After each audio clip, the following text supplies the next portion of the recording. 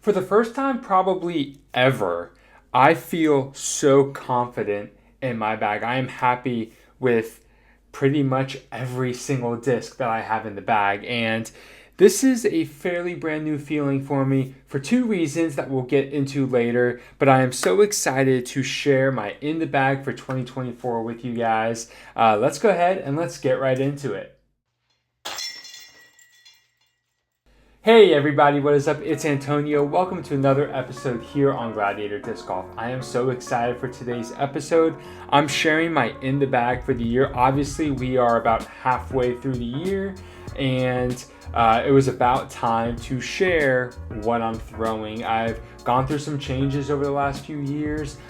Was really trying to hone in on one manufacturer or maybe two manufacturers at the most, and then I've recently changed a lot of that and kind of throwing what I want, and so that is one of the reasons why I am so excited about this video. And I alluded to it in the intro there that it's probably the most confident I've ever been in the bag, and that is reason number one, is I'm not trying to force anything whatsoever. I'm not just trying to bag one manufacturer and say, okay, I need to make this work.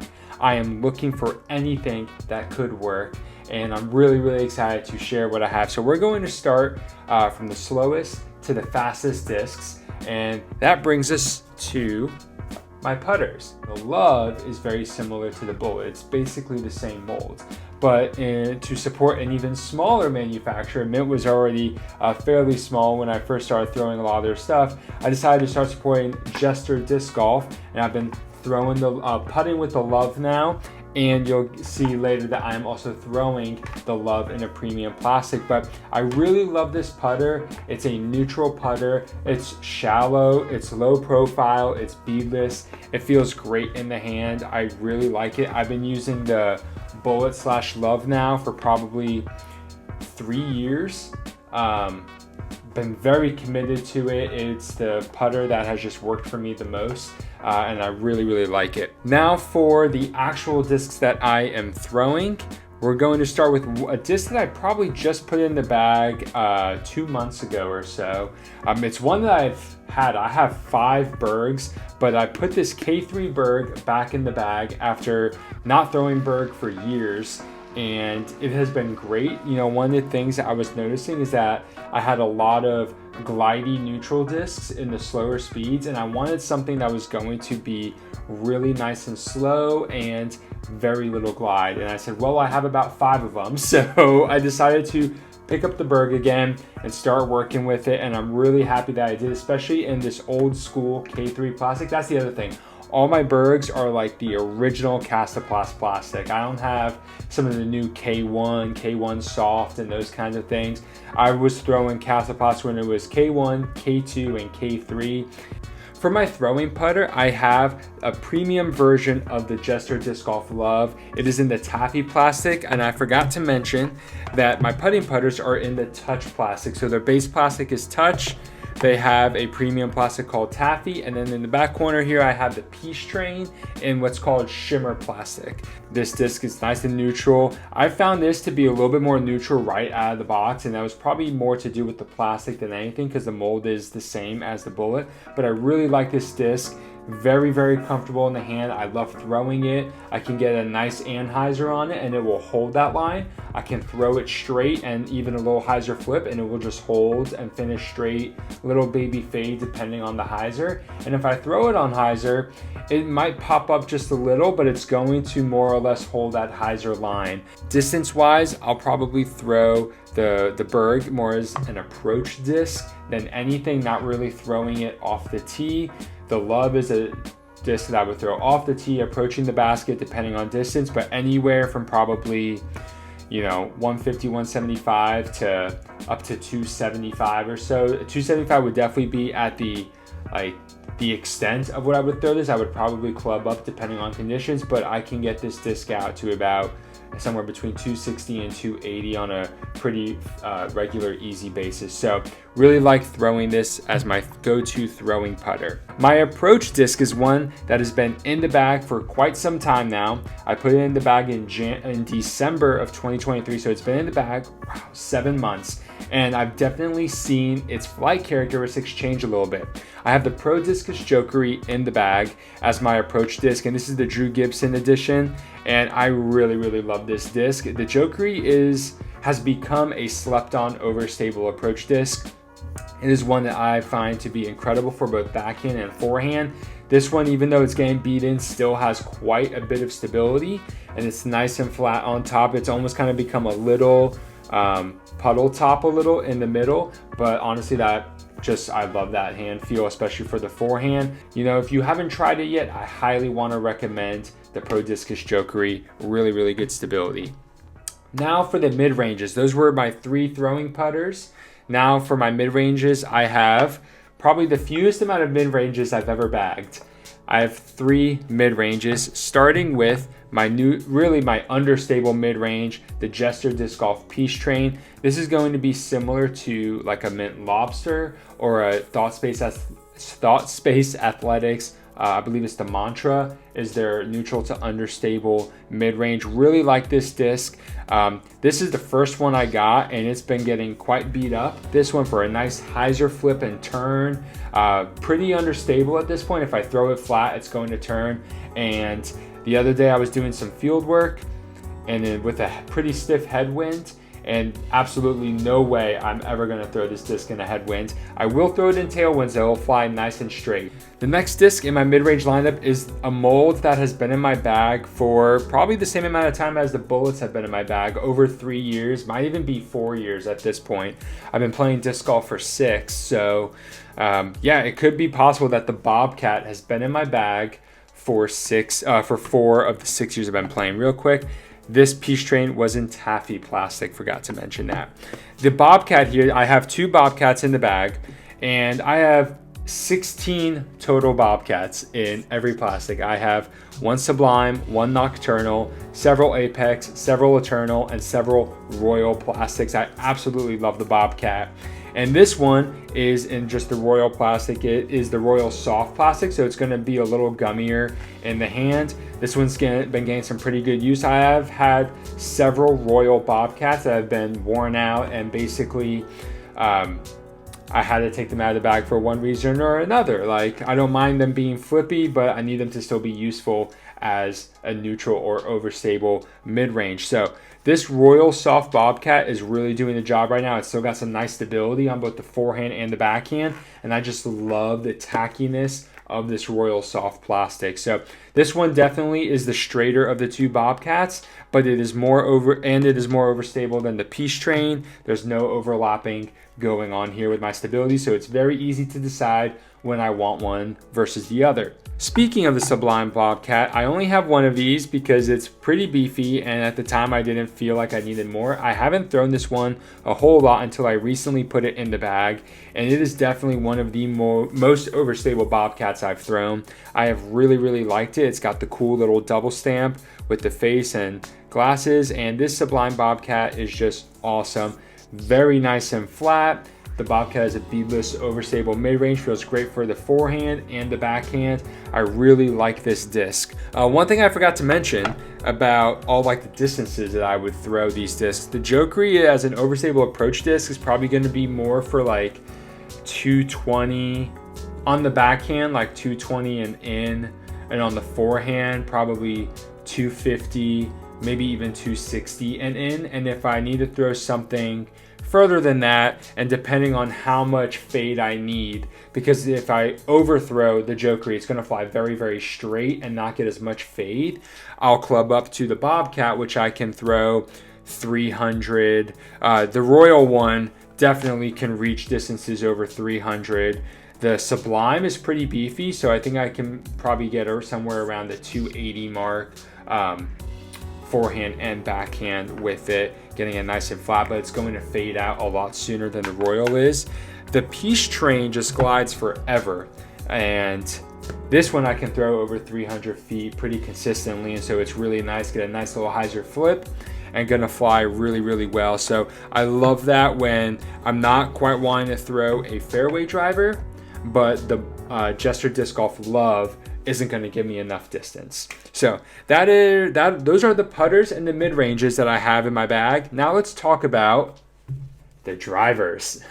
In the very beginning of the video, I mentioned how there were 2 reasons why I'm probably the most confident in my bag. I mentioned that I'm not forcing one manufacturer and really having to force my game to adapt to the discs, when really it should be the discs adapting to my game.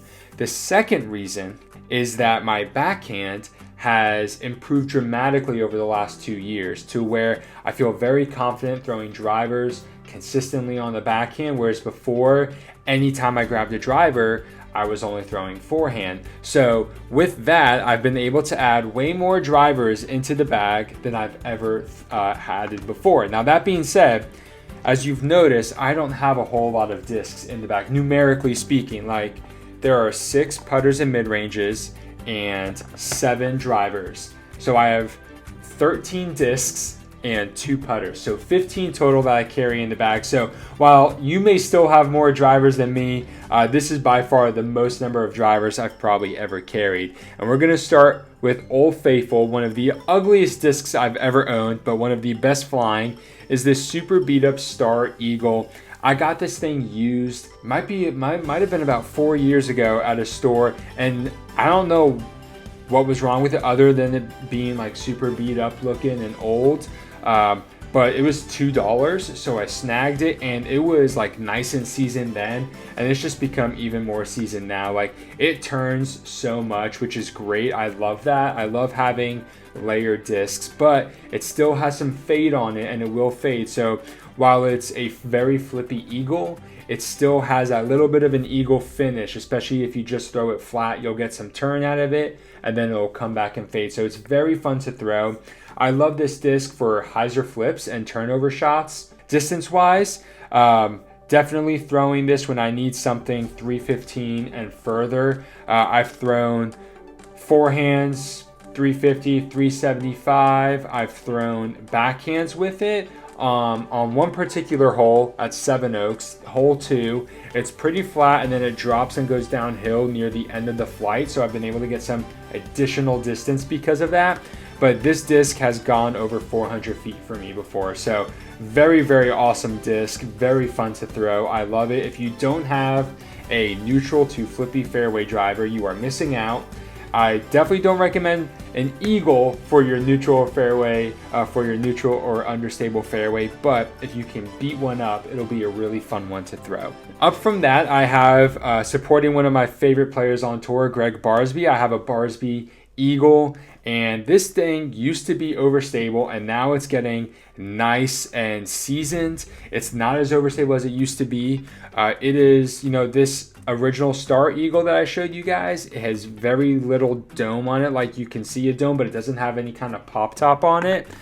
On the flip side, this Barsby Eagle definitely has some dome on it, so it feels far more comfortable for the backhand. But I really like this disc. If I need a fairway driver in the headwind, I'm reaching for my Barsby Eagle.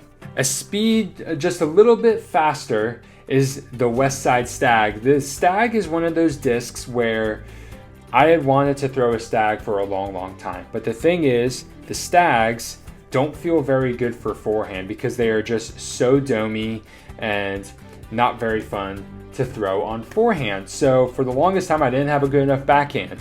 And that's why I really gravitated towards the Eagle, because the Eagle felt comfortable for both.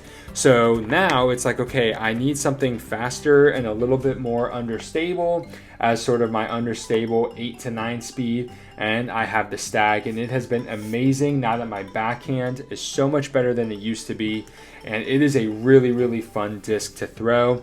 I've really enjoyed bagging the Stag. I got one right now, and I got several backups. But this is just a great disc that I can throw, if I need something just around the 330 mark or a little bit further. It has been a really fun disc to throw. I like this, as this is my go-to understable or neutral faster fairway driver when I need something that's going to give me more than the Eagle can give me, and when I want something that's not going to fade out on me like an Eagle might fade out on me. Now we start getting into a lot of discs that I'm not going to throw backhand nearly as much. So one of the things, for those of you who have followed me for a while, know that forehand has always been my strong suit in disc golf. It just always has been. So we're reaching the part of the bag where I can throw these discs on backhand depending on the situation. Some of them better than others, just depending on stability. But a lot of these, I feel very comfortable just grabbing for the forehand and just ripping on them and doing what I do with that. So up next, a disc that has been in the bag probably, well, yeah, almost since day one. You know, the first couple months learning, and then I got a Star Firebird. Sadly, I lost that Star Firebird years ago. But I have another Star Firebird, and as a Mets fan and a Florida Gators fan, I love the orange with the blue stamp. So I got the Star Firebird, which when I got it mainly because I love the color, and I was like, you know, this dome doesn't necessarily sound great for a Firebird, but honestly, it's not that bad of a dome. So this disc has saved me so many times. For both backhand and forehand, but especially forehand. I love the Firebird for a variety of shots, scramble shots especially, but also off the tee. It has been getting nice and seasoned, so it's obviously a Firebird. It's not going to be flippy or anything, but it doesn't just dump as soon as it comes out of the hand. So I really like how it's seasoned and has flown. I would throw this disc, and given certain situations, 200 feet or less, depending on how steep of a hyzer I need, backhand or forehand. But I can also extend this disc out well past 300 feet. And then if I throw it on an anhyzer line, I'm going to get a lot more distance than that. So I really like this disc for pretty much anywhere from like the 200 mark, depending on the shot, probably upwards of 330 to 350. At the very beginning of this episode, I've said this a couple times now, I mentioned that I'm pretty much in love with every single disc. This next disc is the only disc in my bag that I'm still a little on the fence, and that is the Discmania PD. I love the idea of the PD. It's a faster, less stable Firebird, more or less. I mean, it's obviously not the same mold, but it's a 10 speed versus a 9 speed. It has a little more glide and a little less stability. And I have this used one in the Nicholas Antela's Nordic Phenom 2. They wiped the stamp. I didn't. I would have kept it, but really pretty. I want to love this disc. I want to throw it more, but right now the challenge for me is figuring out when to throw the Firebird, when to throw the PD. And there have been a couple times where I have figured that situation out, but for the most part, I'm still working on that. I want to have a spot in the bag for it, but I'm just not entirely certain that it's going to fit yet, but I'm not giving up on it. It's been in the bag for about probably 2 to 3 months now, so still working with it, not giving up, but I need to figure that spot out. If you watched my video last week where I talked about Clash Discs sending me a bunch of stuff, you'll know that I am so excited about this next disc. I recently got into throwing distance drivers. Very excited to talk about the Clash Discs Tone Salt. I absolutely love this disc so much. I have multiple times I've thrown this disc on forehand hyzer flip over 400 feet.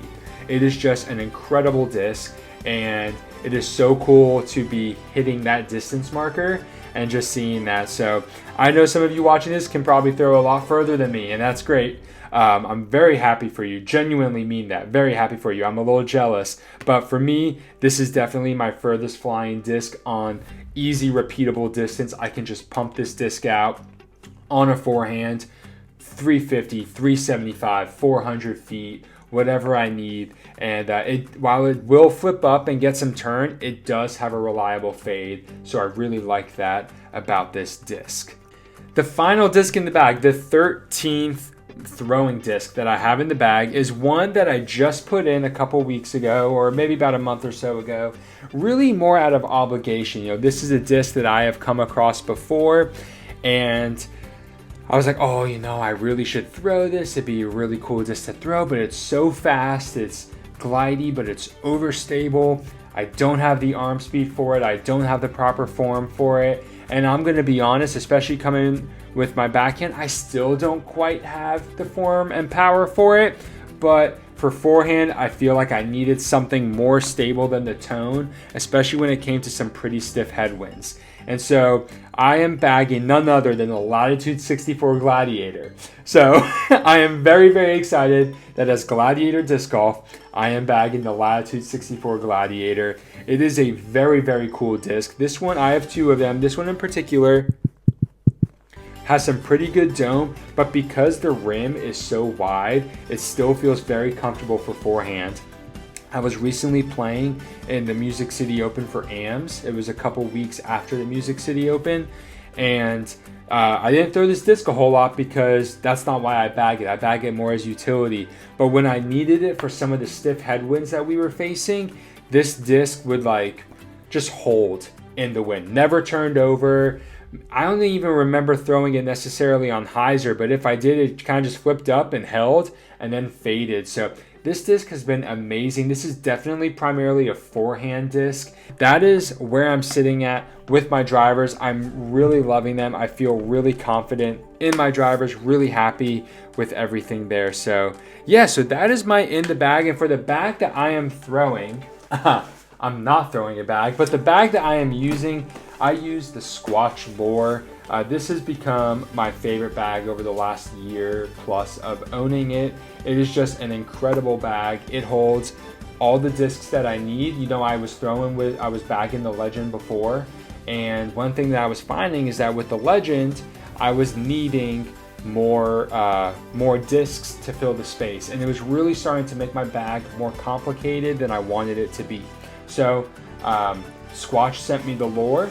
I am on Team Squatch, and so very, very happy. Oh, and would you look at that?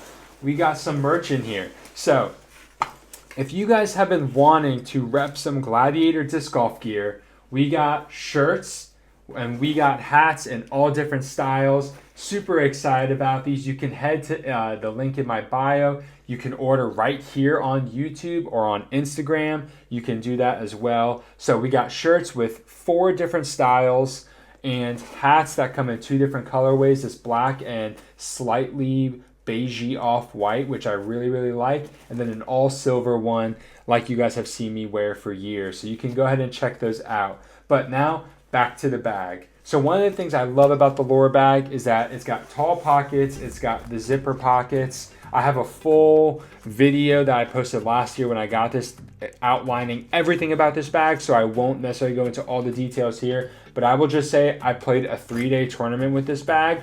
I never ran out of water. I never ran out of space. I had everything I needed. It carried everything. It's got chalk. It's got my disc retriever. When I have an umbrella, it holds the umbrella just great. So definitely love this bag. If you want to get a Squatch Lure bag, you can head to Squatch and use my discount code Gladiator to get free shipping and support me. Or you can head to Gotta Go Gotta Throw and use the code Gladiator, and you can also order a Squatch bag from them. So either one works for me, but I highly recommend this bag. Absolutely love it, especially if you carry just a few discs like me. I carry 13 total discs for throwing and then 2 discs for putting. That is 15 total discs for my in the bag. So hope you guys enjoyed watching and learned something new. I want to know what is in your bag. Comment your bag down below, and I'll see you next time, everybody. Have a great round.